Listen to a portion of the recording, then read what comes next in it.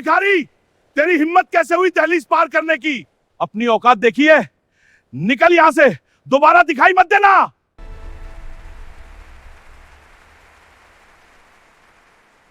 आज यह मंच पर चढ़ने से ठीक पहले मुझसे कहा गया कि मेरे ये फटे हुए कपड़े पूरी दुनिया के सामने मेरे देश की बेइज्जती करेंगे। पर आज मैं आपसे पूछना चाहता हूँ, क्या मेरा देश इन चंद कपड़ों से छोटा हो जाता है, या उन लोगों की छोटी सोच से जो इंसान को उसकी गरीबी से नापते हैं?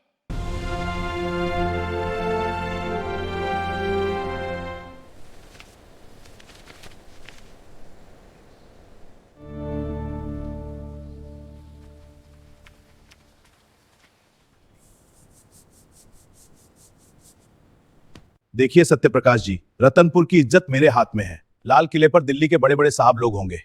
मेरा बेटा आर्यन वहां जाएगा तो गांव का नाम ऊंचा होगा। ये लीजिए मिठाई का डिब्बा, इसमें मिठाई के साथ साथ आपकी मेहनत का फल भी है। धन्यवाद।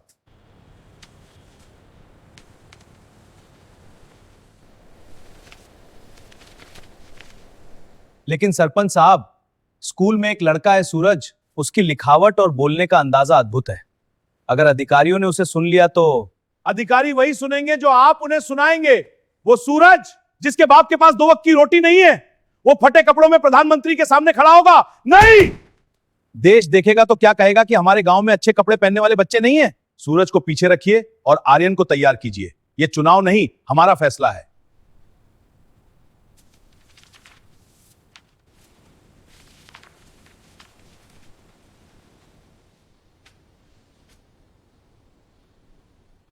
ओए फकीर, ये क्या काला कर रहा है पन्ने पर? सुना है तू भी लाल किले जाने के ख्वाब देख रहा है। अरे वहां जाने के लिए सिर्फ रट्टा मारना काफी नहीं होता, ढंग के कपड़े और रसूख चाहिए होता है। देख, मेरे पापा ने मेरे लिए खास दिल्ली से ये ब्रांडेड जूता और कोट मंगवाया है। कॉपी वापस करो आर्यन। भाषण जूतों से नहीं, दिल और दिमाग से दिया जाता है। मैं वहाँ देश की सच्चाई बताने जाना चाहता हूँ, अपनी अमीरी दिखाने नहीं। सच्चाई? तेरी सच्चाई तो ये फटी शर्ट और मैली चप्पलें हैं।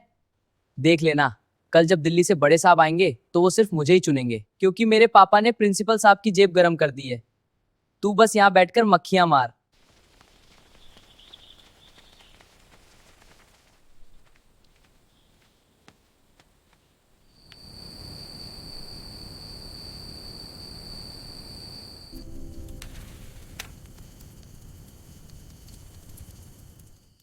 आदरणीय राष्ट्रपति जी, आदरणीय प्रधानमंत्री जी। बेटा, क्यों इन बड़े लोगों से मुकाबला कर रहा है? हम मेहनत मजदूरी करने वाले लोग हैं। सरपंच के खिलाफ जाएगा तो हमें गांव में रहने नहीं दिया जाएगा। ये अमीर लोग अपनी कुर्सी के लिए किसी भी गरीब का गला घोट सकते हैं। माँ, मास्टर जी कहते हैं कि हमारा संविधान सबको बराबर का मौका देता है। अगर मेरा भाषण अच्छा हुआ तो कोई अमीर गरीब का भेद नहीं कर पाएगा। मैं ये भाषण सिर्फ अपने लिए नहीं, हमारे जैसे हजारों लोगों के लिए दे रहा हूँ, जिनकी आवाज गांव की गलियों में ही दम तोड़ देती है। देखिए प्रिंसिपल साहब, मैंने स्कूल के नए कमरे बनवाने का वादा किया है। बस ये ध्यान रहे कि वो सूरज नाम का लड़का उस दिल्ली वाले साहब के सामने न भटकने पाए। वो जरा ज्यादा ही होशियार बनता है। आर्यन ही मंच पर जाना चाहिए ताकि गांव में मेरा रुतबा बना रहे। आप बेफिक्र रहिए सरपंच साहब, सूरज को मैंने पहले ही धमका दिया है। कल चयन के वक्त मैं उसे स्टोर रूम की सफाई में लगा दूंगा। साहब आएंगे, आर्यन का रटा रटाया भाषण सुनेंगे और उसे फाइनल कर देंगे। सूरज को तो स्कूल के गेट के अंदर भी नहीं आने दूंगा। आप बिल्कुल भी फिक्र मत करिए, सूरज को तो मैं संभाल लूंगा।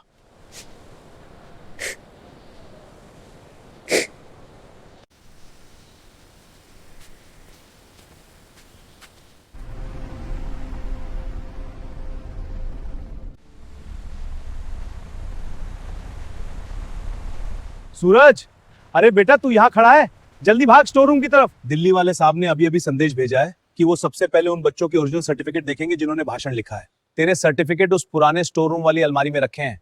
प्रिंसिपल साहब वहीं तेरा इंतजार कर रहे हैं। जल्दी जा, वरना तेरा नाम लिस्ट से कट जाएगा। क्या? पर मास्टर जी, मेरे सर्टिफिकेट तो घर पर हैं। अरे नहीं, प्रिंसिपल साहब ने कल ही मंगवा लिए थे। तू बहस मत कर, बस भाग, साहब अंदर आने ही वाले हैं।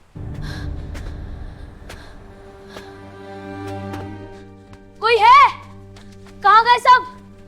यहाँ कोई नहीं है।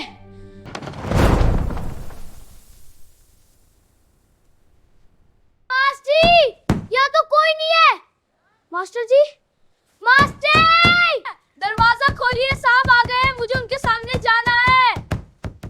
तू साहब के सामने नहीं जाएगा सूरज, तू जाएगा तो आर्यन का क्या होगा। अब वहीं बैठ और देख कि कैसे किस्मत पैसों वालों का साथ देती है।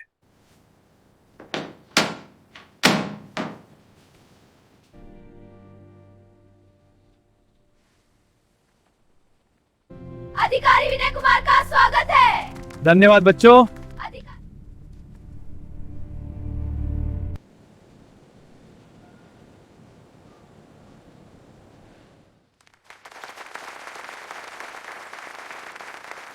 मास्टर जी को है दरवाजा खोलिए, प्लीज कोई तो सुनो।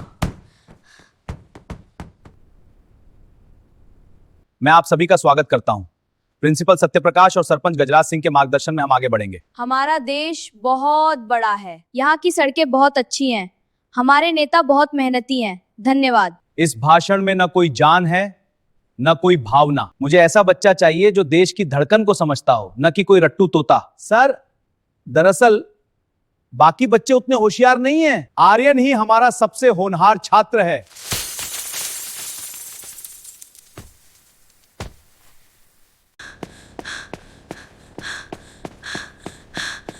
रुकिए साहब, अभी सबसे बेहतर भाषण होना बाकी है।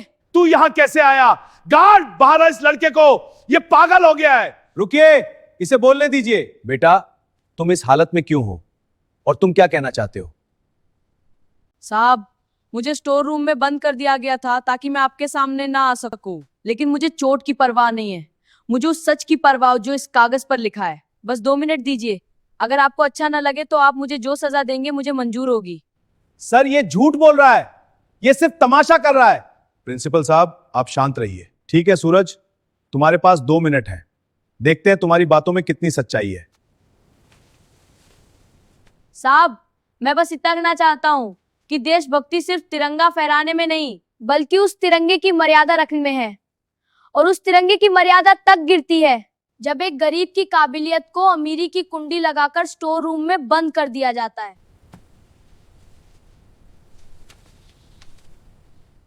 अद्भुत। जिस लड़के में अपनी आवाज के लिए दीवारें तोड़ने का साहस हो, वही लाल किले की प्राचीर से देश को जगा सकता है। प्रिंसिपल साहब, आपका होनहार आर्यन तो सिर्फ शब्द पढ़ रहा था, पर यह लड़का सच बोल रहा है। मुझे मेरा वक्ता मिल गया है। 26 जनवरी को दिल्ली में सूरज ही बोलेगा।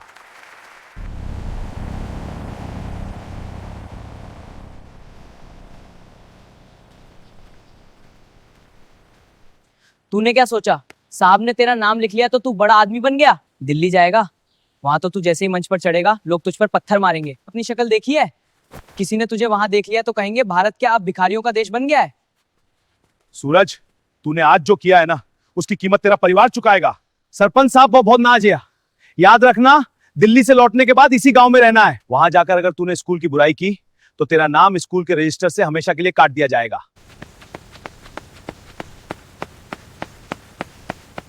रुक जा, कहां जा रहा है तू?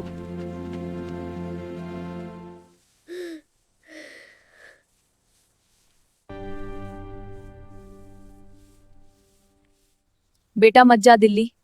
ये सरपंच के आदमी हमारे घर के चक्कर लगा रहे हैं। वो कह रहे हैं कि अगर तू गया तो मेरी मजदूरी बंद करवा देंगे, हमें भूखा मार देंगे। बेटा माँ, अगर आज मैं डर गया तो फिर कभी रतनपुर का कोई गरीब बच्चा सपना नहीं देख पाएगा। मुझे जाना होगा। ये सिर्फ मेरा भाषण नहीं है माँ, ये उन सबकी आवाज है जिन्हें चुप करा दिया गया है।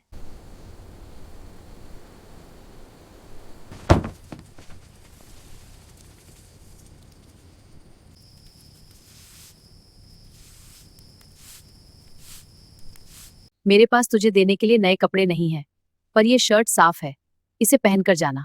और याद रखना, वहां बड़े बड़े लोग होंगे, पर तू अपनी आंखों में छोटापन मत लाना। मेरा प्यारे बेटा, तुझे मेरा आशीर्वाद। जी माँ। सदा खुश रहो और हमेशा सफलता मिले।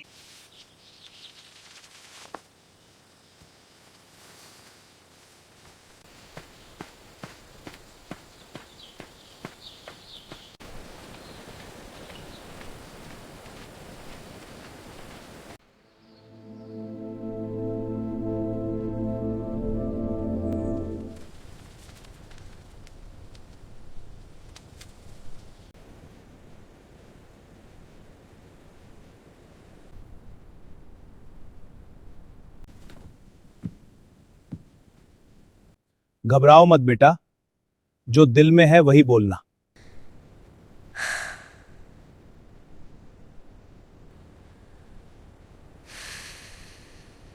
आदरणीय प्रधानमंत्री जी, राष्ट्रपति जी और यहाँ मौजूद मेरे देश के भाग्य विधाताओं, जय हिंद। मेरा नाम सूरज है। मैं एक ऐसे गांव से आता हूँ जहाँ सूरज की किरणें पहुँचने से पहले गरीबी पहुँच जाती है। आज यहाँ खड़े होने से पहले मेरे ये फटे हुए कपड़े और घिसी हुई चप्पलें दुनिया के सामने मेरे देश की बेइज्जती करेंगी।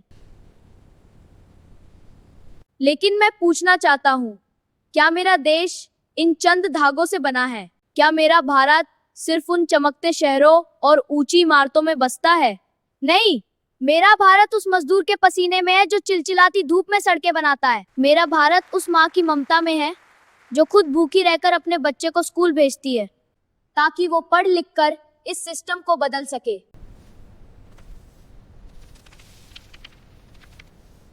हम कहते हैं जनगणमन, हम कहते हैं सबका साथ सबका विकास, पर क्या सच में विकास सबका हो रहा है? मेरे स्कूल में जो सरकारी है वहाँ पढ़ाई से ज्यादा राजनीति होती है। वहाँ एक काबिल बच्चे को इसलिए कमरे में बंद कर दिया जाता है क्योंकि उसके पास नए कपड़े नहीं है। वहाँ एक अमीर बाप का बेटा सिर्फ इसलिए चुना जाता है क्योंकि उसके पास पावर है।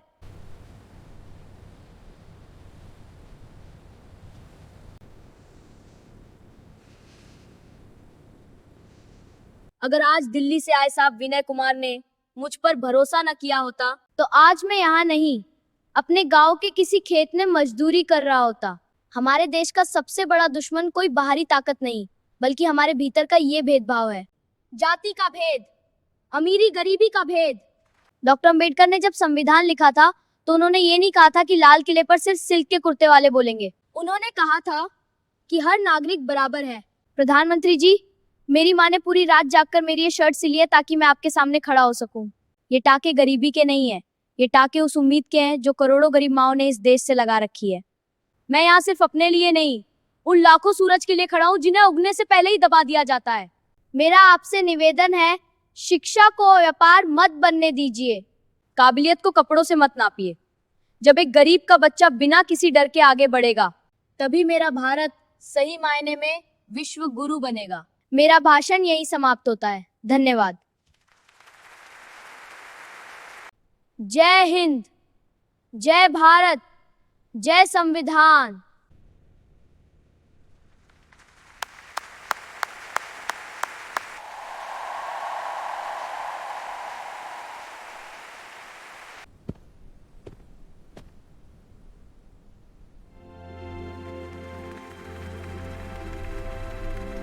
आज इस बच्चे ने मुझे भाषण देना नहीं बल्कि देश को सुनना सिखाया है। सूरज, तुम्हारे ये फटे कपड़े बेइज्जती नहीं बल्कि उस ईमानदारी का प्रमाण है जिसे हमें संजोना है। मैं आज इसी मंच से घोषणा करता हूं कि सूरज की पढ़ाई का पूरा खर्च भारत सरकार उठाएगी।